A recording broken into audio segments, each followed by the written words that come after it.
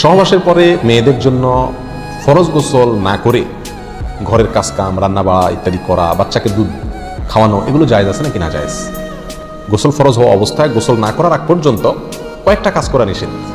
1, নামাজ পড়া নিষেধ। 2, তওয়াফ করা নিষেধ। 3, মসজিদে অবস্থান করা নিষেধ। 4, কোরআন স্পর্শ করা নিষেধ। 5, কোরআন পড়া নিষেধ।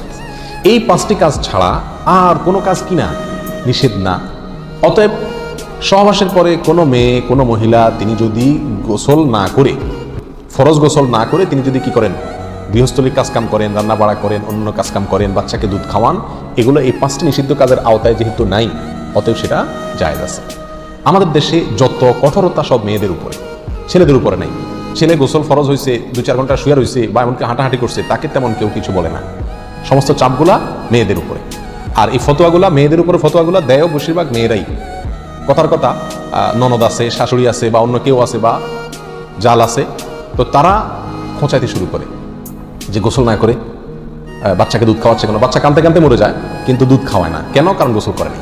এগুলো না জানার কারণে হয়েছে। ফরজ গোসল না করে 5টি কাজ করা নিষেধ, এর বাইরে আর কোনো কাজ নিষিদ্ধ না। অতএব এমনকি আপনি রোজাও রাখতে পারেন, কি ফরজ গোসল না করে রাখতে পারেন বলতে সাহরি খেতে পারেন, সাহরি খেয়ে রোজা শুরু করতে পারেন। তাহলে আপনি বাচ্চাকে দুধ খাওয়াতে পারবেন না কে বলছে? বাসা কাজ করতে পারবেন না কে বলছে?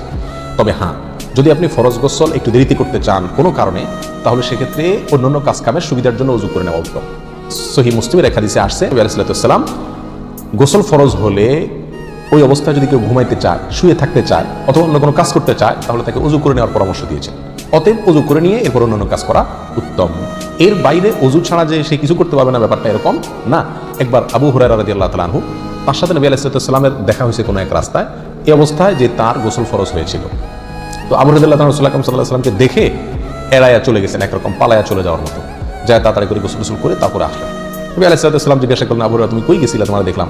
বলে, ইয়া রাসূলুল্লাহ আমার গোসল ফরজ হয়েছিল, তো আমি আপনার সঙ্গে বসবো, সময় দেবো, ফরজ গোসল অবস্থায় আমার কাছে জিনিসটা অপছন্দ লাগলো, নাপাক অবস্থায় এভাবে থাক, আপনার সাথে সাক্ষাৎ করবো।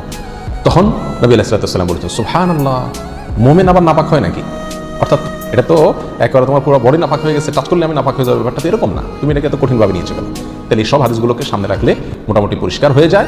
আমাদের আয়েশা রাদিয়াল্লাহু তাআলা আনহা থেকে এক হাদিসে আসছে, তাকে জিজ্ঞাসা করা হয়েছিল যে নবী আলাইহিস সালাম গোসল ফরজ হলে তিনি ঘুমাতেন কিনা, তিনি বলেছেন হ্যাঁ ঘুমাতেন। কোনো কোনো বর্ণনা আসছে উজু করা ছাড়াও ঘুমাতেন। তাহলে বোঝা গেল উজু করে নিয়ে ঘুমানো, উজু করে নিয়ে কাজকাম করা উত্তম, কিন্তু আপনি যদি নাও করেন তাতে কি হবে না, কোনো গুনাহ এতে হবে না। আল্লাহু আকবার।